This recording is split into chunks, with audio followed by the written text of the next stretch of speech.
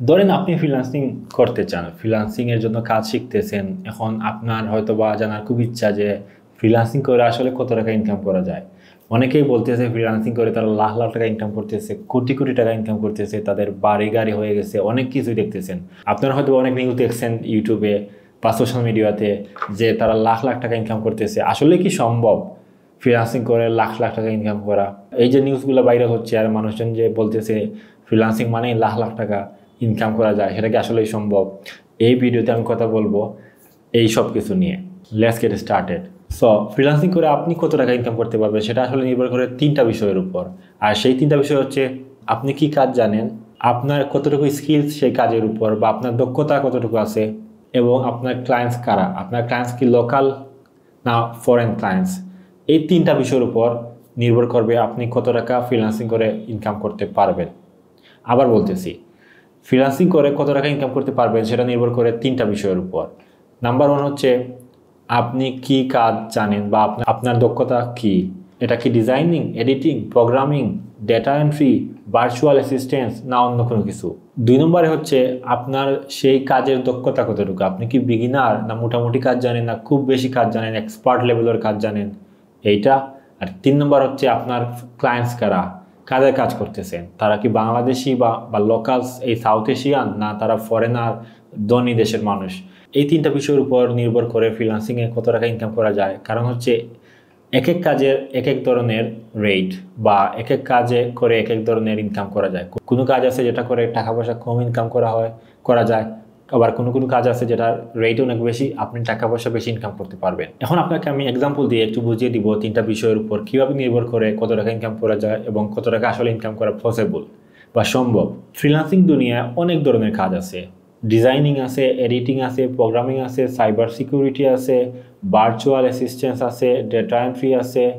তারপরে এই যে ডিজাইনিং এডিটিং বললাম, এগুলার ভিতরে আরও অনেক ধরনের টাইপ আছে। ধরেন লোগো ডিজাইন আছে, থাম্বনেল ডিজাইন আছে, এডিটিংয়ের ভিতরে আবার অনেক ধরনের স্টাইল আছে, প্রোগ্রামিংয়ের ভিতরে আবার অনেক ধরনের স্টাইল আছে। তো এই কাজগুলা এক একটা রেট এক এক রকম, বা এক একটা কাজের ভ্যালু এক এক রকম। ধরেন আপনি যদি একজন প্রোগ্রামার হয়ে থাকেন বা সফটওয়্যার ইঞ্জিনিয়ার হয়ে থাকেন, তাহলে ডেফিনেটলি এই কাজের ডিমান্ড অনেক বেশি, বা এই কাজ যারা করে তারা অনেক টাকা পয়সা ইনকাম করতে পারে যদি তাদের কাজ আসলেই জেনে থাকে। আর আবার ধরেন যদি আপনি ডেটা এন্ট্রি জানেন, বা এই যে প্রেজেন্টেশন তৈরি করা জানেন, বা আপনি একজন রাইটার, তাহলে আপনার কাজ বা কাজের রেট একটু কম হবে, যারা এই যে প্রোগ্রামিং করতেছে তাদের চেয়ে কম হবে। বিকজ এই কাজের ডিমান্ড যেরকমই হোক না কেন, কাজের রেটটা কম আর কি। আমাদের দেশে আছে না যে গৃহকর্মী যারা আছে তাদের কাজের রেট কীরকম, খুবই কম, কিন্তু আপনি হয়তো কর্পোরেট জব করলে আরও বেশি টাকা ইনকাম করতে পারবেন, ব্যবসা করলে আরও বেশি টাকা ইনকাম করতে পারবেন। ঠিক একইভাবে ফ্রিল্যান্সিং দুনিয়ায় আপনি এক এক কাজের এক এক ধরনের রেট, বা কাজে করলে এক এক ধরনের ইনকাম করা যায়। তো আপনি কোন কাজটা করতেছেন সেটার উপরে নির্ভর করবে যে আপনি কি পরিমাণ টাকা ইনকাম করতেছেন। দুই নম্বরে আসে যে সেই কাজের উপর আপনার দক্ষতা কতটুকু। যদি আপনি বিগিনার হয়ে থাকেন তাহলে অবশ্যই আপনার ইনকাম একটু কম হবে যারা এক্সপার্ট আছে তাদের চাইতে। সো যদি ধরেন আমি এক্সাম্পল হিসাবে যদি বলি, ধরেন আপনি একজন ভিডিও এডিটর বালা, এই এডিটিং স্কিলস আপনার ধরলাম আমি মোটামুটি লেভেলের আছে, এবং আপনি ধরলাম যে এডিটিংয়ের যে রেট এটা মোটামুটি ভালো আছে। এটা আমি বলবো না যেটা খারাপ রেট বা খুব বেশি রেট, মোটামুটি ভালো রেট পাওয়া যায়, বা কাজে ভালো ইনকাম করা যায়। এডিটিং বা ডিজাইনিং এই ধরনের কাজে ভালো ইনকাম করা যায়, এবং আপনার মোটামুটি মানের স্কিলস আছে। আপনি যদি বিগিনার হয়ে থাকেন তাহলে ডেফিনেটলি আপনার একটু কম ইনকাম হবে, এক্সপার্ট হইলে আপনার একটু ইনকাম বেশি হবে, স্বাভাবিক। সো আমি একটু আপনাকে বলতেছি ডিটেলসে। বললাম এগেইন, যেহেতু আপনি ইন্টারমিডিয়েট লেভেল বা মোটামুটি লেভেলের কাজ জানেন, আপনি ডিজাইনার বা এডিটর এই ধরনের বা কোনো একটা কাজ আপনি জানেন, এবং আপনার তারপরে যেটা 3 নম্বর স্টেপে আমি যেটা বলছিলাম সম্ভবত, যে আপনার ক্লায়েন্টসের লোকেশন কোন জায়গায়, ক্লায়েন্টস কোন জায়গা থেকে, সেটা তারা কি বাংলাদেশি, তারা কি আমাদের নেইবারিং কান্ট্রিজ যেগুলো আছে বা গরিব দেশ যেগুলো আছে ওইখান থেকে আপনার ক্লায়েন্টসগুলো আসছে, বা না তারা ইউএসএ বা ওয়েস্টার্ন যে রিচ কান্ট্রিগুলো আছে, বা সিঙ্গাপুর এই ধরনের যে মিডল ইস্টের যে ধনী দেশগুলো আছে ওইগুলার।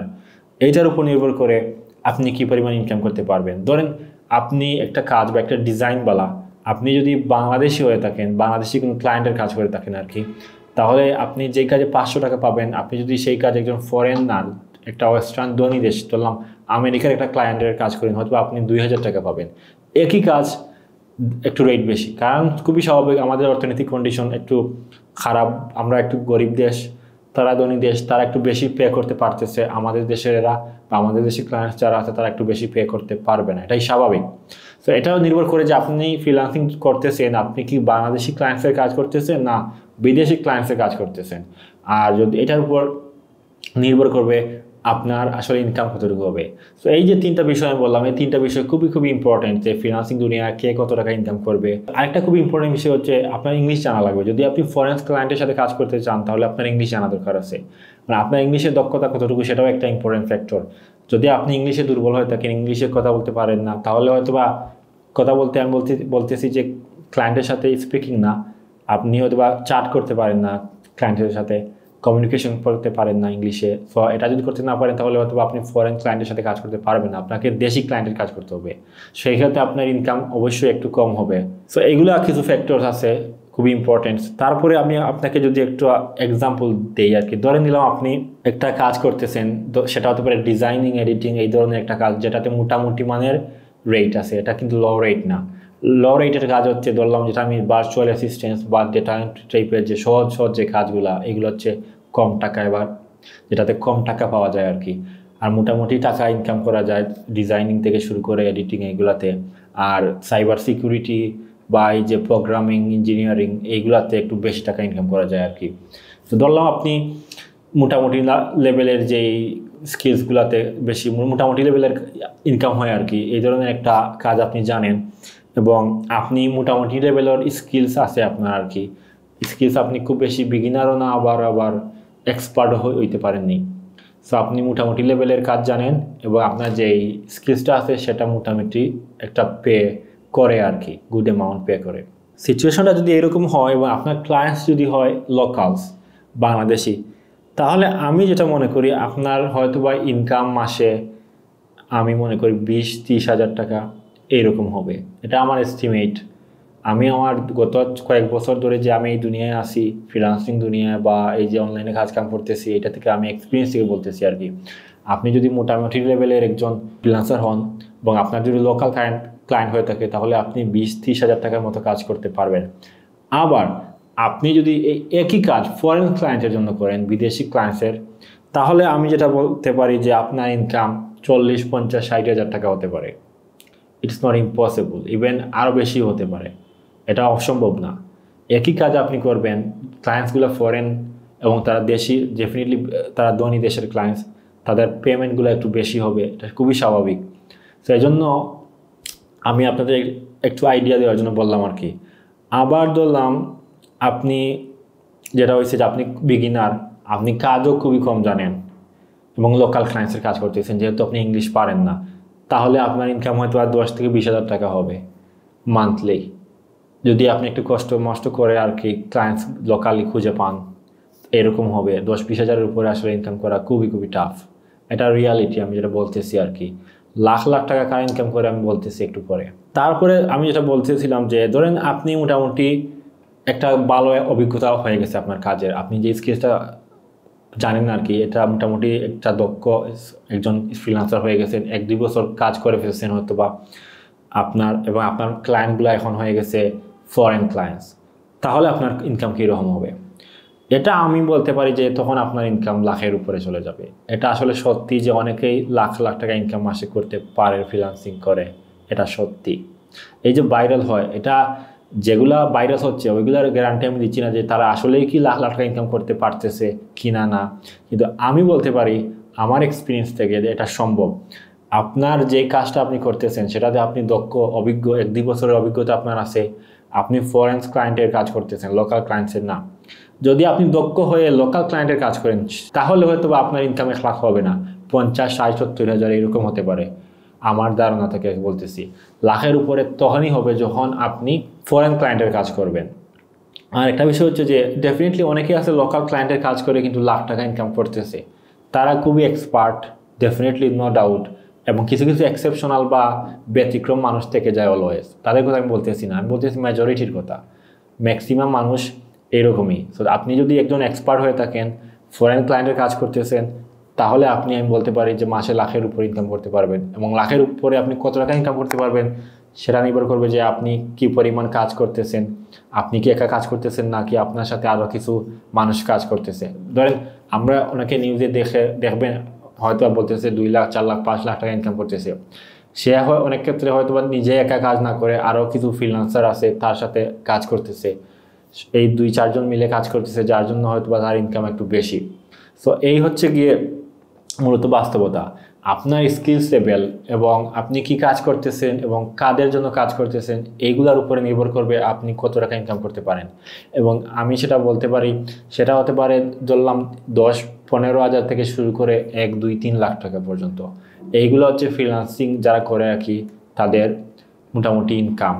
এখন অনেকেই আছে যারা এই দুনিয়া কাজ শুরু করছে, কাজ শিখছে, শেষ পর্যন্ত 1 টাকাও ইনকাম করতে পারেনি। এরকম এক্সাম্পল হাজার হাজার আছে। তো আপনি কোনটা হবেন? আপনি কি সেই 10-20-30 হাজার টাকা যারা ইনকাম করতেছে তাদের মানে তাদের ক্যাটাগরিতে পড়বে, না যারা লাখ টাকার উপরে ইনকাম করতেছে সেই ক্যাটাগরিতে পড়বে? সেটা মূলত নির্ভর করবে এই যে আমি 3টা বিষয় বলছিলাম না, এই 3টা বিষয়ের উপরে, পাশাপাশি যে ইংলিশ আপনার স্কিলস কতটুকু আছে সেটার উপরে।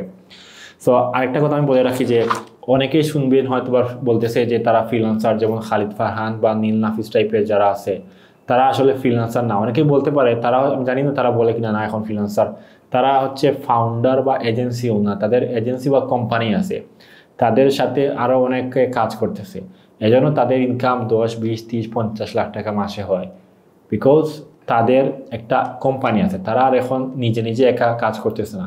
আপনি যদি ফ্রিল্যান্সিং জিনিসটা কি না বুঝেন বা আউটসোর্সিং জিনিসটা কি না বুঝেন, তাহলে আমার একটা ভিডিও আছে, ওইটা এই চ্যানেলে আপনি দেখতে পারেন।